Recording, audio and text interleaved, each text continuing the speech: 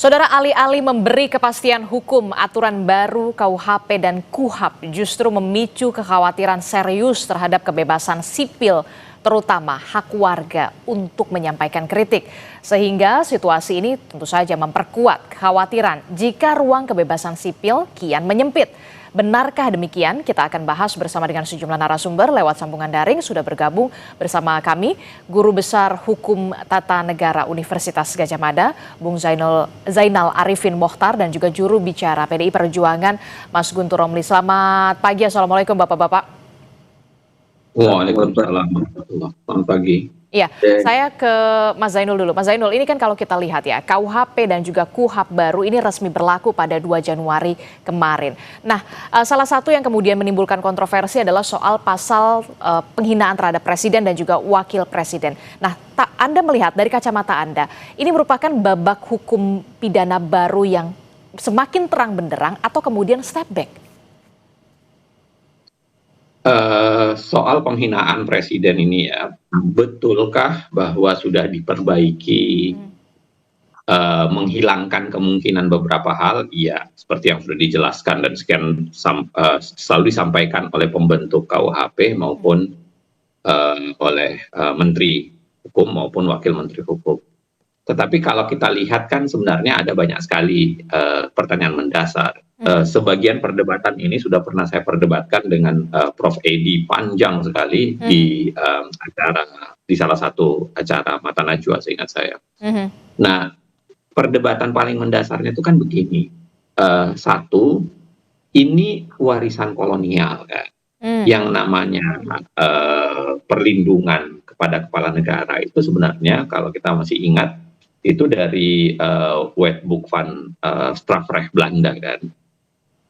Dan itu lebih perlindungan kepada raja kolonial, bukan presiden dalam konteks kita. Itu satu. Dan biasanya kalau kita lacak sejarah, memang yang banyak dilindungi itu raja, bukan presiden dalam konteks negara republik, negara demokratis. Yang kedua, kita kan masih ingat bahwa MK sudah menghapus sebenarnya ya pasal sejenis. Dalam putusan MK itu kan sudah pernah dihapus. MK menjelaskannya cukup baik, mengatakan bahwa ini mengancam kebebasan berekspresi, tidak sejalan dengan prinsip demokrasi modern, karena negara-negara itu rata-rata menggesernya, menghilangkan tuh aturan-aturan yang bersifat lese-majesté. Lese-majesté itu ya penghinaan macam begini, yang itu coraknya tadi saya bilang lebih berwatak kolonial, lebih berwatak melindungi raja, dan kita tahu bahwa dalam konteks kita, dalam konteks republik itu tentu sangat berbeda. Nah, betul bahwa ada perbedaan antara menghina dan mengkritik. Nah, problemnya adalah penafsiran untuk mendedahkan mana kalangan, mana wilayah menghina dan mengkritik itu berada di aparat penegak hukum. Nah, masalahnya aparat penegak hukum ini dia tidak bersifat independen kalau kita mau bicara. Yang namanya jaksa dan polisi itu berada di bawah ketiak presiden. Sehingga ketika presiden merasa tersinggung meskipun itu kritik, tapi kemudian dia menjalankan apa yang dimaksud di pasal 218, dia datang memberikan laporan, coba dipikirkan saja, mana ada jaksa dan polisi berani menolak laporan penghinaan itu? Karena dia tahu bahwa dia berada di bawah. Itu yang saya bilang tadi, ini posisinya tidak berimbang. Ya, ancaman ini posisinya tidak berimbang. Presiden, wakil presiden datang ngasih bawa ke polisi dan jaksa untuk mengatakan saya dihina oleh seseorang namanya X. Apakah polisi dan jaksa akan mengatakan tidak, Bapak tidak dihina? Apalagi kalau memang presiden yang sudah beritikat datang ke polisi dan jaksa, itu sudah berarti dia memang pengen memenjarakan seseorang. Nah, artinya sederhana bagi saya. Betulkah ada perbedaan antara menghina dan mengkritik? Betul. Betulkah pasal ini mencoba mendamaikan atau mencoba merapihkan ya pasca putusan MK? Betul. Tapi menurut saya tidak cukup karena watak kolonialnya masih kegedean, ya kan? Bertentangan dengan demokrasi modern yang makin mencoba menghilangkan ajaran-ajaran pasal-pasal soal lese-majesté ini. Yang ketiga, ya dia tidak sejalan dengan prinsip republikanisme. Dalam prinsip republik itu presiden ya dia bagian yang bebas untuk dikritik, bebas untuk diberikan catatan sehebat apapun itu. Ya kan nah apalagi kalau kita bicara soal praktik di beberapa negara yang sudah mencoba menggeser. Belanda misalnya dia menggeser ke arah perdata. Kalaupun ada penghinaan ya sudah jangan dipidanakan, itu perdata saja. Bagian dari proses yang berbeda gitu, bukan model pidana. Saya mau bilang begini, watak kolonial dari KUHP ini masih ketinggian. Ya, perlindungan, apalagi yang saya bilang tadi, tidak berimbangnya antara seorang presiden. Betulkah prosesnya diperbaiki? Iya. Dulu tidak perlu melapor, sekarang sudah harus melapor. Iya. Tapi bukankah ketika presiden dan wapres melapor, itu sebenarnya ada itikat dia untuk memenjarakan orang? Pembantu mana yang berani ketika presidennya sudah memenjarakan, pembantu mana yang berani untuk mengatakan tidak, Bapak tidak benar membawa ini ke sini, orang yang tidak bisa dipenjara karena itu. Saya yakin habis itu juga tampol. Pembantu presiden akan tidak tampol. Nah, maksud saya adalah ada yang tidak berimbang kalau kita mau paksakan dengan ada model yang tidak berimbang kalau kita paksakan ini ya, begitu ya. Belum lagi terakhir begini. Kalau saya mau kita mau bilang secara detail ya. Kita tidak punya tradisi penggunaan petunjuk penggunaan pasal ini terhadap polisi dan jaksa. Kita nggak punya tradisi itu. Jadi tafsiran itu betul-betul tafsiran liar polisi dan jaksa. Nggak ada tafsiran, taruhlah para pemikir pembuat KUHP sekarang bisa berkoar-koar mengatakan ini nggak benar, bla bla bla. Tapi coba bergeser 5-10 tahun akan datang akan bergeser. Kemungkinan bagaimana jaksa dan polisi serta hakim menafsirkan itu. Kita kasih contoh, ada banyak sekali pasal dalam undang-undang yang tidak dimaksudkan untuk itu, tapi berakhirnya menjadi keranjang sampah, menjadi rusak. Saya kasih contoh misalnya kriminalisasi terhadap petani yang masuk ke hutan ngambil kayu bakar. Pasal itu dulu ditujukan kepada korporasi besar kan. Maksud pembentuk undang-undangnya itu, ini korporasi besar masuk ke hutan, hutan, ini pembalakan nih sebenarnya. Tapi coba bayangkan siapa yang korban? Yang korban itu petani. Yang masuk ke hutan, ambil kayu untuk kayu bakar, kemudian ditangkap dan kena itu. Atau misalnya undang-undang ITE.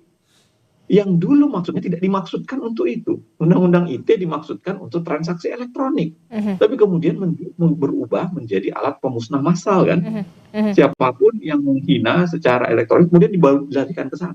Ini yang saya maksudkan, bahwa apapun secanggih apapun para pembentuk KUHP sekarang berkoar-koar ngomong bahwa ini pasal maksudnya begini. Tetapi itu tetap menjadi salah satu penafsiran dalam metode tafsir. Yang pastinya tidak 100% mengikat kepada para aparat penegak hukum.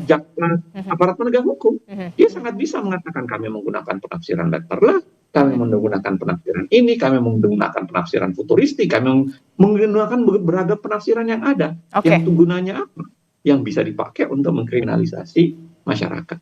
Oke, kalau saya bergeser ke PDI Perjuangan, dari kacamata PDI Perjuangan sendiri, bagaimana standing point PDI Perjuangan terkait dengan pasal penghinaan presiden dan juga wakil presiden ini? Kalau Mas Ujeng sudah jelas mengatakan ini adalah watak-watak kolonial begitu, yang memang seharusnya sudah tidak lagi digunakan atau diberlakukan di masa era modern saat ini begitu ya, yang semuanya kita bisa bebas untuk mengkritik dan penguasa memang harus mendengar kritikan tersebut. Ya, terima kasih Mbak Risti. Jadi tadi menarik apa yang disampaikan oleh Prof. Zainal itu terkait masalah demokrasi, masalah kedaulatan rakyat. Saya kira ini ujian serius ya. Di negeri ini akhir-akhir ini kita menyimak wacana misalnya pilkada mau dihapus yang langsung menjadi DPRD, dan sekarang juga warga negara rakyat yang memberikan kritik terancam dikriminalisasi. Jadi bagi kami ini sinyal berbahaya terhadap pemilik sah republik ini, yaitu rakyat, yang saat ini ya rentan dikriminalisasi ketika melakukan kritik. Ya benar, penghinaan itu beda dengan kritik. Tapi kalau orang dikritik merasa dihina, kemudian melapor, itu kan banyak yang terjadi. Jadi saking tipsnya, ya definisi antara kritik dan penghinaan, dan di sini juga lebih banyak menerima dengan perasaan, itu jelas kritik, tapi dia merasa terhina, ya tetap aja ngelapor. Itu persoalan besar ya di negeri ini. Dan itu dilakukan kepada pihak yang memiliki saham sah terhadap republik ini, yaitu rakyat. Kemudian juga hak politiknya juga mau dicabut, ya nggak ada lagi pemilihan secara langsung. Jadi bagi kami ini serius ini masalah ini, apa terhadap demokrasi kita, ya terhadap kedaulatan rakyat kita, dan ternyata juga apa bahwa tanda-tanda alarm berbahaya ini kan semakin lama semakin menguat dan terjadi di semua sektor ya. Jadi saya katakan tadi hak politiknya mau dicabut, kemudian hak bersuara juga mau dicabut, sementara lingkungannya sudah lama dirusak ya, hutannya dijarah, ya, tambangnya dikeruk ya, dan kemudian sekarang dengan pasal-pasal yang sudah dihapus oleh MK, benar itu karena itu tidak sesuai dengan prinsip demokrasi modern ya, dan itu lebih kepada sistem kerajaan, pembelaan terhadap suatu jabatan yang mungkin tidak bisa dikritik loh. Rakyat kalau kritik kan biasa aja gitu kan. Ya. Dan diganti dengan istilahnya tadi itu menjadi delik aduan. Benar itu tadi Mas Zainal itu kan. Ya kalau udah namanya ya nggak usah presiden lah yang lapor ya. Menteri lah atau di bawahnya dikit aja, waduh itu udah kalang kabut itu. Nah, di sini menjadi persoalan kita tentang sistem demokrasi, sistem hukum. Kemudian juga seperti yang disampaikan Mas Zainal tadi juga, isu di penegakan hukum juga kami melihat itu kan nggak terjadi. Misalnya bicara tentang reformasi polisi itu gimana itu kan perkembangannya, reformasi kejaksaan itu gimana perkembangannya. Jadi bagi kami ini hal yang sangat serius, ancaman terhadap demokrasi, terhadap kedaulatan rakyat di negeri ini dengan munculnya ya ini kejadian-kejadian yang akhir-akhir ini semakin lama semakin menguat. Nah, begitu Mbak Disti. Oke, Anda melihat dan juga mengatakan ini merupakan alarm berbahaya, ini merupakan hal yang serius yang mengancam demokrasi kita, begitu ya, kalau tadi Anda sebutkan seperti itu, Bung Guntur Romli. Nah, kalau dari Anda, Bung Zainul, apa yang akan terjadi ke depannya setelah kita tahu pasal ini resmi disahkan begitu? Masyarakat takut kalau mengkritik nanti bisa diancam untuk pasal penghinaan dan segala macam. Apa yang Anda prediksi yang akan terjadi ketika memang memang sudah disahkan pasal ini? Saya begini ya, bahwa ada itikat baik pembentuk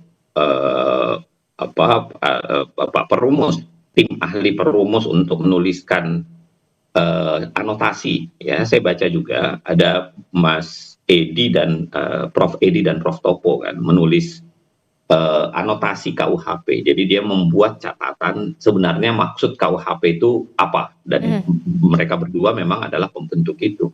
Tapi yang saya bilang tadi selamanya itu akan dianggap sebagai catatan ahli, menjadi salah satu di antara sekian banyak metode tafsir yang bisa dipakai untuk membaca sebuah pasal di dalam sebuah undang-undang. Nah, artinya begini, kalaupun kita mau menyelamatkan, paling bagus adalah segera mengubah pasal itu dan menaikkan anotasi-anotasi itu, menjadikannya dia jadi ada semacam revisi terhadap KUHP untuk lebih menjelaskan.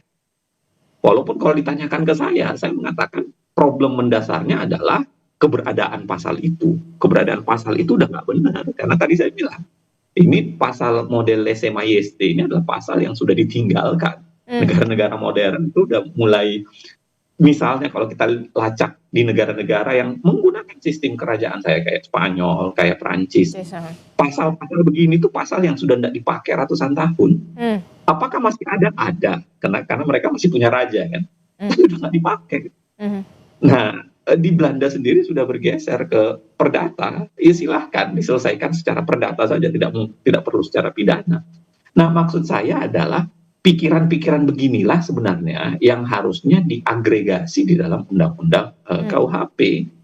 Dan karena MK juga sudah membatalkan itu, dan MK membatalkan itu kan tidak hanya sekedar soal prosedur. Memang MK mengatakan bahwa pasal hazai arte kelam dulu yang ada dalam undang-undang KUHP dulu itu 110 berapa 1110 ya, itu lebih bersifat ketidakimbangan karena seorang presiden tidak disamakan dengan rakyat biasa. Nah, betul itu, dan itu yang mencoba diperbaiki. Tapi menurut saya tetap tidak baik prosesnya, bukan sekedar prosesnya, substansinya. Nah, jadi kalau ditanyakan ke saya mengatakan pasal 218 itu yang bermasalah, harusnya dicabut. Lalu atau kemudian digunakan paradigma lain, paradigma keperdataan kah tadi, ya kan? Atau paradigmanya lebih bersifat sekaligus dihilangkan saja. Ataukah batasan-batasan ketat soal perbedaan kritik, menghina itu dijadikan body pasal yang lebih detail ya? Ada di pasal gitu, supaya lebih detail supaya tidak menjadi tafsir kosong dari penegak hukum. Nah, apalagi saya bilang tadi ketidakberimbangan itu. Nah, yang kedua barangkali mau tidak mau kalau negara bersifat keras kepala tidak mau melakukan revisi, perubahan atau amandemen atau apapun itu, maka ya sekali lagi terpaksa harus berharap kepada model-model Mahkamah Konstitusi, karena itulah model yang tersedia dalam konsep negara hukum yang kita pakai sekarang. Kita bawa ke permohonan di Mahkamah Konstitusi. Oke, nah ini yang kemudian menjadi pertanyaan kita begitu. Mungkinkah kemudian pemerintah melakukan revisi-revisi terkait dengan pasal tersebut biar bisa didetailkan lagi begitu, jangan sampai kemudian pasal ini atau aturan ini menjadi seperti pasal karet begitu ya. Nah, kalau kita lihat Wamenkum mengatakan pasal 218 ini dimasukkan untuk pengendalian sosial sekaligus sebagai kanalisasi agar tidak terjadi keributan antar kelompok pendukung. Nah, apa pendapat Anda soal ini, Prof? Kelompok pendukung itu tidak hanya presiden. Kalau kita mau bicara, ya penghinaan terhadap orang pribadi aja bisa dianggap penghinaan, ya kan? Tapi saya kasih contoh, misalnya pendukungnya Bu Mega kan besar, pendukungnya Rocky Gerung itu gede, pendukungnya. Nah, kalau kemudian atas nama itu, lalu kemudian penghinaan itu ditaruh secara spesifik dalam konteks kepala negara, presiden, lalu padahal presiden itu kritikannya menjadi penting ya. Beda kalau misalnya Bu Mega secara personal. Kalau dia dihina ya jelas itu penghinaan personal gitu. Atau misalnya Rocky Gerung dihina ya itu penghinaan personal. Tapi kalau presiden dihina, ya kan, dia sangat mungkin atau dikritik, dia sangat mungkin kan untuk mengkoreksi itu dan mengubahnya menjadi semacam penghinaan. Apalagi karena dia datang melaporkan secara langsung, itu yang membuat seorang polisi mana berani. Karena ini ya, seorang presiden datang melaporkan itu kan sudah itikat dia untuk memenjarakan orang.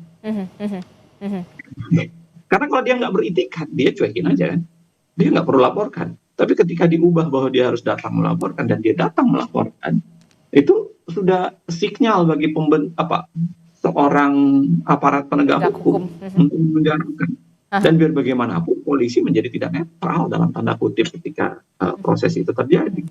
Nah, harusnya negara berpikir untuk menghilangkan kemungkinan konflik kepentingan itu kan. Caranya yang saya bilang tadi, geser menjadi perdata, lebih geser menjadi perdata saja, atau revisi sekalian hilangkan, atau lebih didetailkan saja sekaligus pasalnya untuk mengatakan ini batasan menghina dan mengkritik, lalu kemudian substansi penghinaan itu harus memenuhi substansi kritik, memenuhi unsur penghinaan memenuhi unsur apa saja. Saya kira yang begitu-begituan itu harus dilakukan. Oke, jadi ada 3 pilihan begitu yang bisa dilakukan oleh pemerintah saat ini adalah soal merevisi, kemudian menggeser itu ke perdata begitu ya, dan atau mendetailkan lagi soal-soal pasal penghinaan terhadap presiden dan juga wakil presiden, mana yang kritik dan mana yang penghinaan. Nah, kalau dari PDI Perjuangan sendiri lebih cenderung menyetujui ini yang revisi atau kemudian menggeser ini ke soal perdata, atau kemudian justru ya didetailkan saja mana yang menghina batasannya, mana yang mengkritik. Guntur Romli. Ya, Mas Guntur. ya, ya Mbak.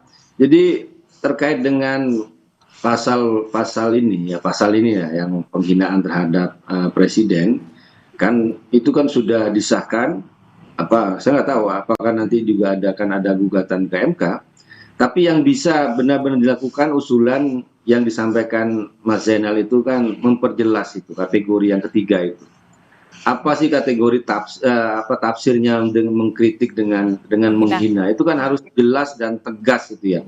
Jangan sampai disalahgunakan. Dalam beberapa kasus ini kan persoalan menjadi ranahnya penyidik, menjadi ranahnya penegak hukum, sehingga ini yang serampangan ya. Kasus misalnya sekarang itu yang di Situbondo itu yang ada kakek Masir yang diputuskan bebas ya, tapi kan dia sudah kena polisi sama kejaksaan, dia dituduh mencuri 3 burung gitu kan yang di hutan di Situbondo.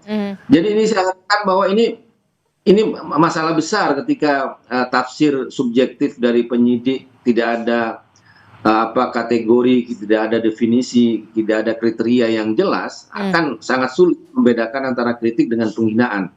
Makanya kadang-kadang kan di sini kan saya sebutkan tadi selalu respon dengan perasaan, itu jelas kritik pakai data, tapi kalau dia sudah marah merasa terhina dia bisa ngelapor. Nah, penyidik didatangi oleh orang katakanlah yang lebih berkuasa dari dirinya kan ada tekanan juga di situ. Nah, kemudian juga dalam perdebatan tentang KUHP revisi, sebenarnya waktu itu juga usulan menjadi perdata itu sangat kuat ya, bahwa jangan semuanya hal-hal pidana ini kan masuk masuk ke pidana ya kan, persoalan-persoalan ini kan bisa menjadi istilahnya masalah perdata tentang pencemaran nama baik ya kan. Tapi ya lagi-lagi yang memang bersikeras waktu itu ya masih Wamenkumham sekarang juga Prof Edi Hiarit ya, ketika ada perdebatan itu kenapa harus pidana bukan perdata. Ini persoalan kita ini kan, pemerintah ini nggak tahu ya kenapa kok nggak mudah sekali lebih terbuka menyimak, lebih merasa udah paling jago, paling pinter, paling dengan motif-motif yang kita nggak tahu ya. Nah, sekarang ketika sikap egois, sikap jumawa, sikap sombong ini terus-menerus dilakukan, ya sekarang ini yang terjadi. Sudah makin lama makin berani ngelawan rakyat, mau mencabut hak politik rakyat. Menurut saya karena kejadian-kejadian suara-suara yang selama ini disampaikan kepada masyarakat kan nggak didengar. Makin lama makin sombong, makin egois ya, sehingga sudah ini yang titik akhir yang kita lihat semakin menguat penceritaan terhadap pemilik sah republik ini yaitu rakyat, dengan ya mau mencabut hak politik, mau mengkriminalkan orang yang melakukan kritik. Nah, ini persoalan bagi kita di negeri ini. Ini seakan-akan negara diadu domba dengan rakyat ketika pemerintahnya tidak mau mendengar masukan-masukan. Ya mungkin juga karena hasrat berkuasanya besar. Nah, ini yang gitu. Kami juga Kompas TV sudah sejak semalam berupaya untuk mengundang perwakilan dari DPR, khususnya Komisi 3 DPR, tapi sampai saat ini, sampai pagi ini belum ada jawaban satupun begitu yang untuk bisa bersedia untuk berdialog bersama kita, termasuk juga perwakilan dari Kementerian Hukum. Juga kami sudah memintai keterangan dan juga memintai undangan begitu ya kepada dari Kementerian Hukum. Nah, terakhir saya ingin punya catatan juga khusus dari Mas Zainul Rohman, apa yang kemudian paling bisa dimungkinkan dilakukan oleh pemerintah, merevisi ini atau kemudian membawa ini ke perdata, atau kemudian mendetailkan lagi soal mana batasan menghina dan juga mengkritik begitu. Jangan sampai ke depannya ini menjadi pasal karet. Zainur Rohman siapa, Mak? Oh, sorry. Prof. Uceng, silahkan. Maaf. Oke. Kalau ditanyakan ke saya, kan saya bilang itu kemungkinannya. Silahkan dipilih. Silahkan coba dilakukan. Kalau saya ditanyakan ke saya tetap pada posisi menghilangkan pasal itu. Karena pasal itu adalah pasal yang sudah tidak pas gitu. Kalau dikatakan misalnya kok presiden negara lain dilarang dihina, ada proses perlindungannya, ya itu kan proses perlindungan resiprokal kan. Seorang tamu negara datang ya harus dilindungi. Itu prinsipnya berbeda. Itu bukan prinsip kolonialisme, itu prinsip resiprokal seorang pemimpin negara. Ya kan, tamu negara yang harus dilindungi. Tapi kalau presiden dalam konteks republikanisme kita tidak perlu ada perlindungan itu, karena perlindungan model begituan biasanya adanya dalam konsep raja, konsep kerajaan kan, monarkial. Nah, kalau melindungi tamu, ya itu prinsip hukum internasional sebenarnya kan, bahwa seorang tamu dari negara lain sangat mungkin untuk diproteksi, dilindungi, ada larangan untuk membunuhnya dan lain sebagainya. Oke, tapi mungkin kemudian ini dihilangkan, benar-benar dihilangkan, itu kemudian menjadi pertanyaan kita semua kan? Atau kemudian justru pertanyaannya jangan ke saya, pertanyaannya ke pemerintah dan DPR. Mungkinkah dia mau mengkoreksi dan menghilangkan? Kalau kita lihat betapa kekehnya mereka melakukannya, saya kira tidak. Tapi kalau bahwa harusnya itu kita dorong ke pemerintah dan DPR sekarang, ya mereka lah yang membentuk undang-undang kan. Pertanyaannya harusnya bukan saya. Oke, baik. Terima kasih Guru Besar Hukum Tata Negara dari Universitas Gadjah Mada, Zainal Arifin Mokhtar telah bergabung bersama kami, dan juga ada juru bicara PDI Perjuangan Mas Guntur Romli telah bergabung bersama kami. Sehat selalu Bapak-bapak. Assalamualaikum. Selamat pagi.